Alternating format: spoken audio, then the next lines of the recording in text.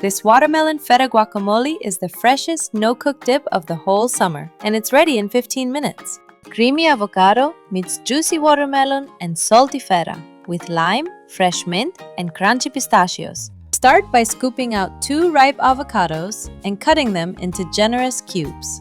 Add finely chopped red onion, a squeeze of lime, and a little olive oil. Now the watermelon goes in, sweet, juicy cubes against all that creamy green. Crumble the feta over the top, straight from your hands. Then chopped mint, a good grind of pepper, and roughly chopped pistachios.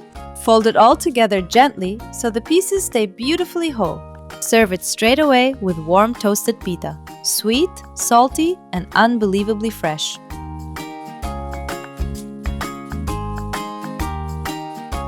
The full printable recipe is linked below, and if you subscribe, there's a new recipe here every weekday. Enjoy, lovelies!